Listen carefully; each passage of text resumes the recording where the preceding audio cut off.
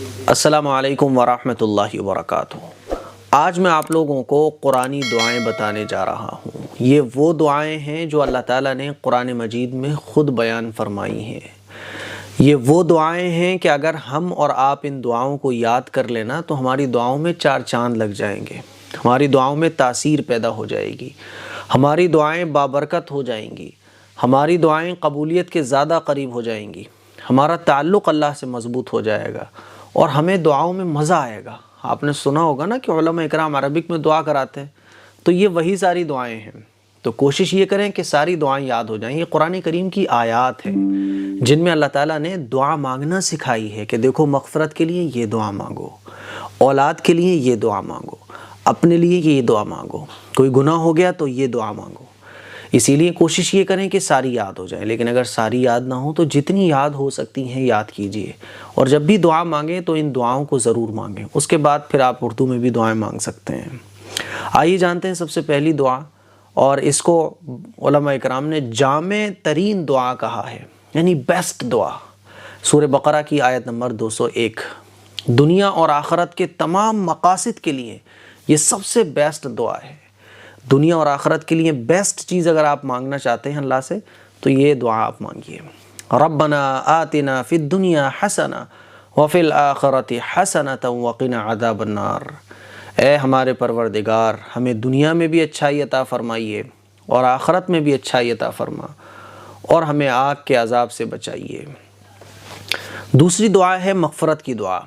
جب بھی کبھی کوئی گناہ ہو جائے، کوئی غلطی ہو جائے تو اس دعا کو آپ مانگ سکتے ہیں، اور یہ دعا اللہ تعالیٰ نے خود حضرت آدم علیہ السلام کو سکھائی تھی۔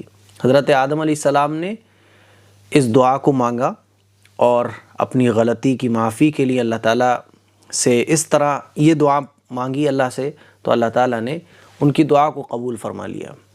اسکرین پر آپ دیکھ سکتے ہیں، ربنا ظلمنا انفسنا وَإِن لَّمْ تَغْفِرْ لَنَا وَتَرْحَمْنَا لَنَكُونَنَّ مِنَ الْخَاسِرِينَ، سورہ الاعراف آیت نمبر 23۔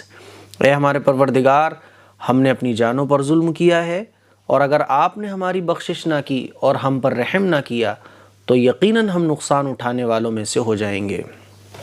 اسی طرح سے ایک مغفرت کی دعا اور بھی ہے، سورہ المؤمنون آیت نمبر 18، رب اغفر وارحم وانت خیر الراحمین۔ اللہ کے نبی صلی اللہ علیہ وسلم نے مغفرت کے لیے اس دعا کو بھی ہم لوگوں کو سکھایا کہ دیکھو یہ دعا مانگ لیا کرو، اور اللہ کے نبی صلی اللہ علیہ وسلم کو اللہ تعالیٰ نے یہ مختصر دعا سکھائی، رب اغفر وارحم وانت خیر الراحمین۔ اے میرے پروردگار، مغفرت فرمائیے اور رحم فرما، آپ سب سے بہتر رحم فرمانے والے ہیں۔ یہ دعا اکثر چلتے پھرتے اٹھتے بیٹھتے بھی ہم اور آپ پڑھ سکتے ہیں۔ اسی طرح سے مغفرت طلب کرنے کے لیے ایک دعا اور بھی ہے، سورہ بقرہ کی آیت نمبر 286، واعف عنا واغفر لنا وارحمنا انت مولانا فانصرنا علی القوم الکافرین۔ ہمیں معاف فرما اور ہماری بخشش فرما اور ہم پر رحم فرما، اے اللہ تو ہمارا کارساز ہے، لہٰذا کافر لوگوں کے مقابلے میں ہماری مدد فرما۔ ربنا فاغفر لنا ذنوبنا وکفر عنا سیئاتنا وتوفنا مع الابرار۔ اے ہمارے پروردگار، پس ہمارے گناہوں کو بخش دے اور ہماری برائیوں کا کفارہ کر دے اور ہمیں نیک لوگوں کے ساتھ موت دے۔ انت ولینا فاغفر لنا وارحمنا وانت خیر الغافرین۔ اے اللہ تو ہمارا کارساز ہے، پس ہماری مغفرت فرما اور ہم پر رحم فرما۔ اے اللہ تو سب سے بہتر بخشنے والا ہے، تو سب سے بہتر بخشنے والا ہے۔ تو یہ ساری دعائیں ہو گئیں مغفرت طلب کرنے کے لیے۔ جب بھی کوئی گناہ ہو جائے تو اپنے گناہ پر ندامت کے ساتھ ساتھ یہ دعا مانگیں۔ اچھا، ہدایت کے لیے دعا، اللہ تعالیٰ سے ہمیں اور آپ کو اپنے لیے ہدایت بھی مانگنا چاہیے، تاکہ عقیدے میں اور عمل میں دونوں چیزوں میں ہم گمراہی سے بچ سکیں۔ اسی لیے یہ قرآن کی ایک آیت ہے، قرآن کی یہ دعائیں ہیں، ان کو ہم یاد کریں اور اپنی دعاؤں میں شامل فرمائیں۔ اسکرین پر آپ دیکھ سکتے ہیں سورہ کہف کی آیت نمبر 10، ربنا آتنا من لدنک رحمتا وہیئ لنا من امرنا رشدا۔ اے ہمارے پروردگار، ہمیں خاص اپنے پاس سے رحمت عطا فرما اور ہمارے تمام کاموں میں ہمارے لیے ہدایت کے اسباب پیدا فرما۔ ربنا لا تزغ قلوبنا بعد اذ هديتنا وهب لنا من لدنك رحمة انك انت الوهاب۔ یہ سورہ آل عمران کی آیت ہے، آیت نمبر 8۔ اے ہمارے پروردگار، ہمارے دلوں میں ٹیڑھ پیدا نہ کر جبکہ تو ہمیں پہلے ہدایت دے چکا ہے، اور ہمیں خاص اپنے پاس سے رحمت عطا فرما، بے شک تو بہت عطا کرنے والا ہے۔ یہ دعا اس موقع پر بھی آپ پڑھ سکتے ہیں جب آپ کشمکش میں ہوں، جب آپ کسی چیز میں صحیح فیصلہ نہیں کر پا رہے ہوں، تو اس وقت بھی آپ اس دعا کو پڑھ سکتے ہیں۔ اب جو دعا میں آپ لوگوں کو بتانے جا رہا ہوں وہ ہے بیماری میں پڑھنے کی۔ آپ کو کوئی بیماری لگ گئی ہے تو اس بیماری میں آپ اللہ تعالیٰ سے شفا کے لیے اس طرح دعا کر سکتے ہیں۔ جب بھی کوئی آدمی کوئی سخت بیماری میں مبتلا ہو گیا تو خوب کثرت کے ساتھ یہ دعا مانگنا چاہیے۔ نماز کے بعد ہاتھ اٹھا کر دعا مانگ رہے ہیں تب بھی مانگ سکتے ہیں، چلتے پھرتے بھی مانگ سکتے ہیں، بیٹھے ہوئے بغیر ہاتھ اٹھائے بھی مانگ سکتے ہیں۔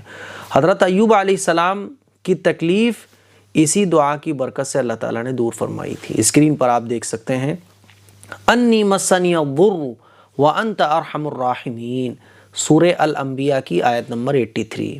اے اللہ، مجھے تکلیف نے آ پکڑا ہے اور آپ سب سے بڑھ کر رحم فرمانے والے ہیں۔ آئیے اب جانتے ہیں، جب گناہ کا وسوسہ یا گناہ کا شوق دل میں پیدا ہو تو جب بھی کوئی گناہ کی بات دل میں آئے یا گناہ کرنے کا دل ہو رہا ہو تو یہ دعا مانگنا چاہیے۔ سورہ الاعراف آیت نمبر 126، ربنا افرغ علینا صبرا وتوفنا مسلمین، اے ہمارے پروردگار ہم پر صبر نازل فرما اور ہمیں فرما بردار ہونے کی حالت میں موت عطا فرما۔ یہ دعا ایسے وقت میں بھی ہم اور آپ پڑھ سکتے ہیں جب کوئی صدمہ پہنچے ہمیں، یا کوئی ایسی تکلیف پہنچی، کوئی ایسا صدمہ پہنچا جس سے دل بہت بےتاب ہو گیا ہے نا، یا پھر کسی دشمن نے حملہ کر دیا، کسی دشمن نے نقصان پہنچا دیا، تو اس وقت بھی ہم یہ دعا پڑھ سکتے ہیں۔ اپنی اولاد کے لیے اور اپنی اولاد کی ہدایت کے لیے، اپنی اولاد کو نمازی بنانے کے لیے بھی ایک دعا ہے قرآن مجید میں، وہ دعا ہم یاد کر لیں اور یہ دعا ہم اپنے بچوں کے لیے مانگ سکتے ہیں۔ رب اجعلنی مقیم الصلاۃ ومن ذریتی ربنا وتقبل دعاء، اے میرے پروردگار مجھے نماز کا پابند بنا دے اور میری اولاد کو بھی، اے ہمارے پروردگار میری دعا قبول فرما لے۔ تو آپ اپنے آپ کو نمازی بنانے کے لیے اور اپنی اولاد کو نمازی بنانے کے لیے اس دعا کو اپنی دعا میں مانگ سکتے ہیں۔ اولاد کے لیے ایک خاص دعا اور بھی ہے، کسی کے اگر اولاد نہیں ہے یا اولاد تو ہے لیکن بیٹے کی خواہش ہے یا بیٹی کی خواہش ہے تو یہ دعا کثرت سے مانگا کریں۔ رب لا تذرنی فردا وانت خیر الوارثین، اے میرے پروردگار مجھے تنہا نہ چھوڑ اور آپ بہترین وارث عطا کرنے والے ہیں، آپ بہترین وارث ہیں۔ آگے جو دعا میں آپ لوگوں کو بتانے جا رہا ہوں وہ ہے گھر والوں اور اولاد کو نیکی اور نیکی کے راستے پر ڈالنے کے لیے، شوہر ہو، بیوی ہو یا اولاد ہو، آپ جس کو بھی نیک بنانا چاہتے ہیں تو اس کے لیے یہ دعا اللہ تعالیٰ سے کر سکتے ہیں۔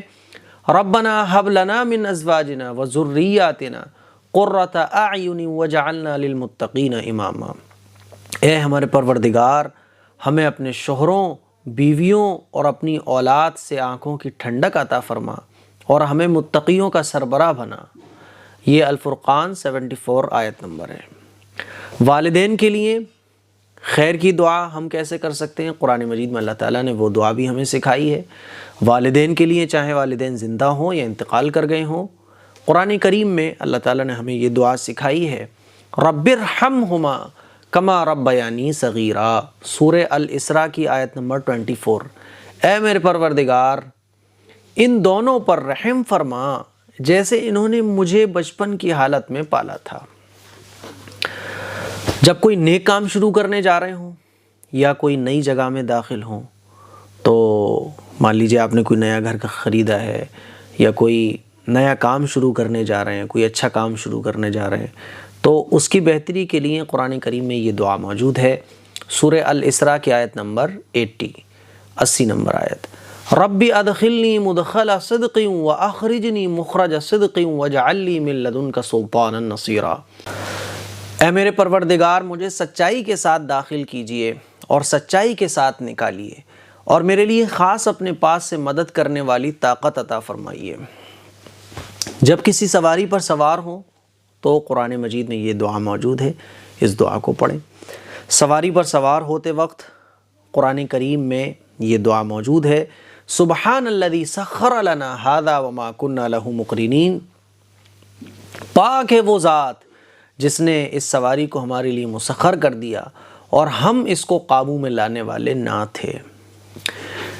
جب سواری اپنی جگہ پر پہنچ جائے، جب سواری منزل پر ٹھہر جائے تو انسان کو وہاں اترنا ہے نا، چاہے تھوڑی دیر کے لیے اترنا ہو یا ایک آدھ دن کے لیے اترنا ہو، تو اس وقت یہ دعا پڑھنا چاہیے، رب انزلنی منزلا مبارکا وانت خیر المنزلین، اے میرے پروردگار مجھے برکت والی جگہ پر اتاریے اور آپ سب سے بہتر اتارنے والے ہیں۔ قرآن کریم میں ہے کہ یہ دعا حضرت نوح علیہ السلام نے اس وقت مانگی تھی جب ان کی کشتی خشکی پر لگنے والی تھی۔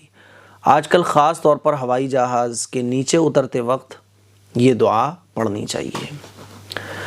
ظالم کے شر سے حفاظت کے لیے قرآن کریم میں دعا موجود ہے کہ جب کسی ظالم شخص سے نقصان پہنچنے کا اندیشہ ہو تو اس کے شر سے حفاظت کے لیے ہم یہ دعا پڑھ سکتے ہیں، ربنا لا تجعلنا فتنة للقوم الظالمین، اے ہمارے پروردگار ہمیں ظالم لوگوں کا نشانہ نہ بنائیے، رب انصرنی علی القوم المفسدین، اے ہمارے پروردگار فساد پھیلانے والوں کے مقابلے میں میری مدد فرما۔ جب کسی مسئلے میں اطمینان نہیں ہو رہا ہو یا کسی اسٹوڈنٹ کو اپنا سبق سمجھ میں نہیں آ رہا ہو تو یہ دعا پڑھ لیں، رب اشرح لی صدری ویسر لی امری، سورہ طٰہٰ کی آیت نمبر 25 اور 26، اے میرے پروردگار میرا سینہ کھول دیجئے اور میرے کام کو آسان کر دیجئے، ہے نا۔ اسی طرح سے کسی کو اسپیچ دینی ہو، لیکچر کسی کو دینا ہو یا کوئی آرٹیکل لکھنا ہو، کوئی مضمون لکھنا ہو تو اس دعا کو پڑھ سکتے ہیں۔ اس دعا کو پڑھنے کے بعد اپنے کام کی سٹارٹنگ کر سکتے ہیں۔ وَاحْلُلْ عُقْدَةً مِّن لِّسَانِي يَفْقَهُوا قَوْلِي، اور میری زبان سے گرہ کھول دیجئے تاکہ یہ لوگ میری بات سمجھ لیں۔ علم کو حاصل کرنے کے لیے قرآن کریم میں یہ دعا موجود ہے، رب زدنی علما، اے میرے پروردگار میرے علم میں اضافہ فرما دیجئے۔ شیطانی وسوسوں سے اور شیطانی خیالات سے حفاظت کے لیے بھی قرآن مجید میں دعا موجود ہے۔ برے برے وسوسے آتے ہیں، شیطانی خیالات آتے ہیں، اور شیطانی وسوسے اور خیالات سے گناہ میں مبتلا ہونے کا اندیشہ بھی ہے، تو گھبرانا نہیں چاہیے، اس دعا کو یاد کیجیے اور اس دعا کو خوب مانگیے، ربی اعوذ بک من ہمزات الشیاطین واعوذ بک ربی ان یحضرون، اے میرے پروردگار میں شیطان کے ڈالے ہوئے وسوسوں سے آپ کی پناہ مانگتا ہوں، اور میرے پروردگار میں اس بات سے بھی آپ کی پناہ مانگتا ہوں کہ یہ شیاطین میرے پاس آئیں۔ ہر مشکل سے نجات اور پریشانی کو دور کرنے کے لیے آپ اس دعا کو پڑھ سکتے ہیں۔ جب آدمی کسی مشکل میں گر جائے، کوئی پرابلم آ جائے اور اس کا سولوشن نظر نہیں آ رہا ہو، تو آپ یہ دعا اللہ سے کیجئے، ربی انی لما انزلت الی من خیر فقیر، سورہ القصص کی آیت نمبر 24، اے میرے پروردگار میں اپنے لیے آپ کی نازل کی ہوئی ہر بھلائی کا محتاج ہوں۔